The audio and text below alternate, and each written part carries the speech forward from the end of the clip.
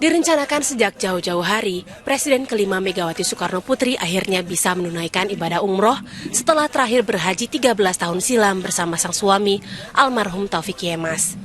Kali ini, Megawati pergi ke Tanah Suci bersama putranya Muhammad Rizky Pratama dan putrinya Puan Maharani, serta cucunya Diah Pikatan Orisa.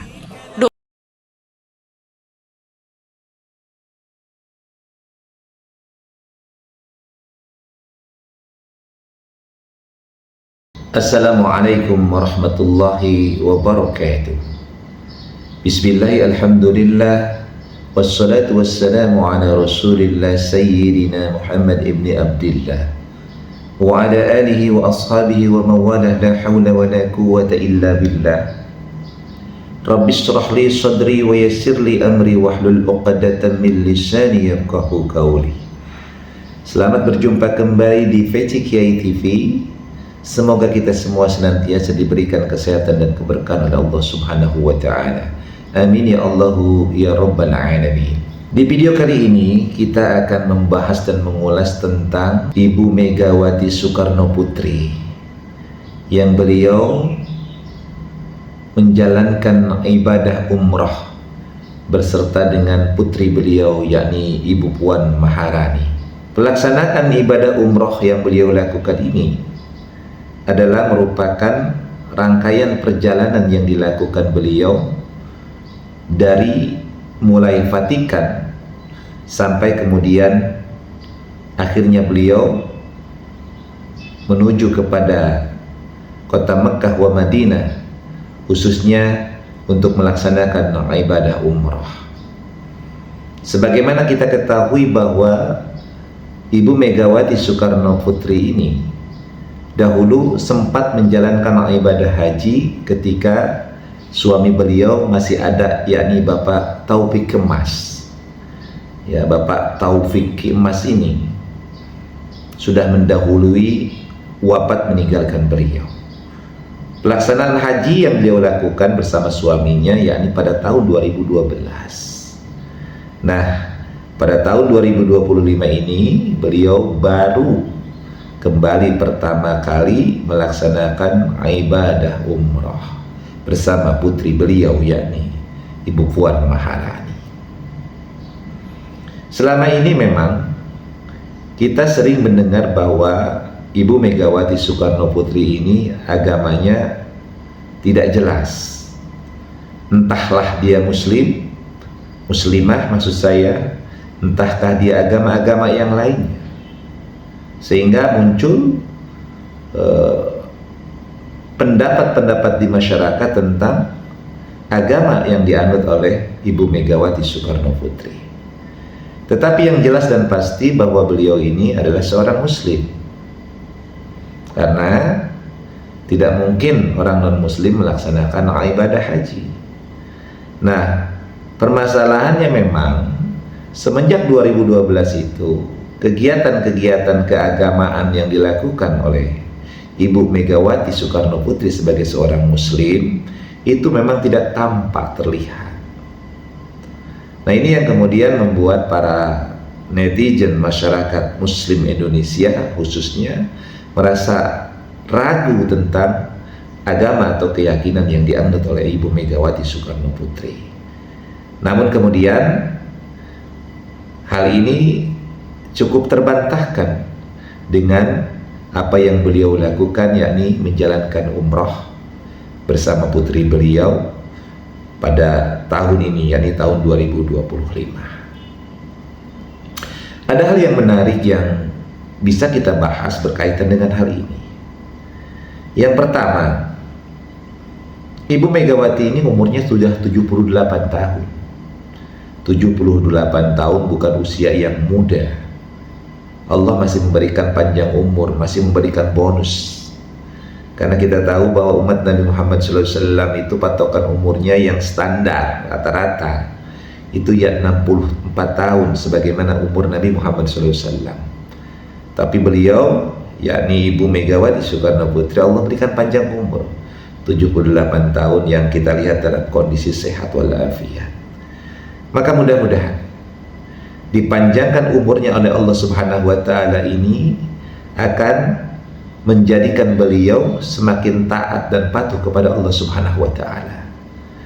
Dan kita yakin mudah-mudahan Ibu Megawati Soekarno Putri ini akan husnul khatimah, akan menorehkan tinta emas di masa akhir hayat beliau. Ya, mudah-mudahan umur panjang ini akan memupuk kesadaran beliau akan hakikat hidup dan kehidupan ini, dan menjadikan beliau menjadi orang yang memberikan teladan kepada kita di dalam masalah amal kesolehannya. Ya, kita doakan saja mudah-mudahan pasca umroh ini kita akan melihat Ibu Megawati yang tampil berbeda, Ibu Megawati yang sangat-sangat bersahaja, Ibu Megawati yang sangat-sangat terlihat aura-aura dan amal-amal kesolehannya. Kita sangat berharap bahwa beliau akan memberikan keteladanan, akan memberikan sesuatu yang berharga bagi generasi-generasi penerusnya, termasuk kita yang masih muda di dalamnya. Lalu hal yang kedua yang patut kita soroti ada bahwa di dalam hidup ini tidak ada yang tidak mungkin. Ketika Allah berkehendak memberikan hidayah kepada seseorang, maka tidak ada seorang pun yang mampu membuat orang ini tersesat. Dan begitupun ketika Allah berkehendak untuk menyesatkan seseorang, maka tidak ada seorang pun yang mampu memberikan hidayah kepadanya. Hidayah adalah hak prerogatif Allah Subhanahu wa Ta'ala. Hidayah adalah hak dan kewenangan Allah Subhanahu wa Ta'ala. Allah menentukan siapa di antara hamba-hambanya yang akan diberikan hidayah, dan Allah menentukan siapa di antara hamba-hambanya yang Allah akan sesatkan. Innaka la tahdi man ahbabta walakin Allah yahdi man yasha. Engkau tidak mampu memberikan hidayah kepada orang yang engkau cintai, yang orang engkau sukai, orang yang engkau sayangi, tetapi hidayah itu hanya diberikan Allah kepada siapapun yang Allah kehendaki. Oleh karenanya, senantiasalah kita memohon kepada Allah akan hidayah itu, dan senantiasalah kita berusaha menjadikan saudara-saudara kita tetap di dalam hidayah, sehingga mereka akan tetap mampu melaksanakan segala apa yang diperintahkan Allah dan menjauhi segala apa yang dilarang oleh Allah Subhanahu wa Ta'ala. Karena bisa jadi ucapan kita, perbuatan kita itu merupakan sumber hidayah bagi sesama kita. Tampilkanlah akhlak yang mulia, tampilkanlah ucapan-ucapan yang bersahaja santun penuh dengan kemuliaan. Jadi jangan kita mengucapkan kata-kata yang zura. Ya, sebagaimana di dalam surat Al-Mu'minun, qad aflahal mu'minun alladzina hum fi salatihim khashi'un walladzina hum 'anil lagwi mu'ridun. Tinggalkanlah ucapan dan perbuatan-perbuatan yang tidak bermanfaat dan sia-sia, dan juga ucapkanlah kaulun syadidun, kaulun sadidun, ucapan yang benar, kaulan layyina, ucapan yang lemah lembut, ucapan yang memiliki hikmah dan manfaat bagi diri kita dan orang lain, bukan ucapan yang menzolimi apalagi menyakiti orang lain.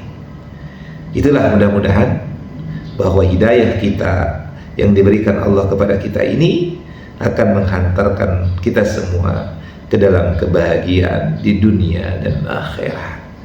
Kita doakan bersama, mudah-mudahan Ibu Megawati Soekarno Putri akan senantiasa Allah berikan kesehatan, Allah berikan penjagaan, dan tentunya adalah beliau diistiqomahkan di dalam iman wal Islam, sehingga beliau sebagai seorang pemimpin besar di negeri ini, sebagai pemimpin satu partai yang sangat luar biasa di negeri ini, bisa menjadi teladan dalam kebaikan, keteladanan di dalam memberikan hal-hal yang bermanfaat bagi bangsa dan negara serta masyarakat Indonesia secara umum, khususnya bagi kita umat Islam.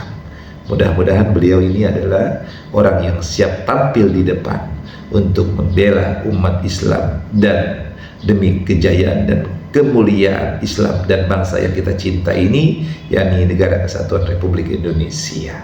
Allahu Akbar. Mudah-mudahan apa yang disampaikan bisa memberikan manfaat dan inspirasi. Wallahu muwaffiq ila aqwamit thoriq. Assalamualaikum warahmatullahi wabarakatuh.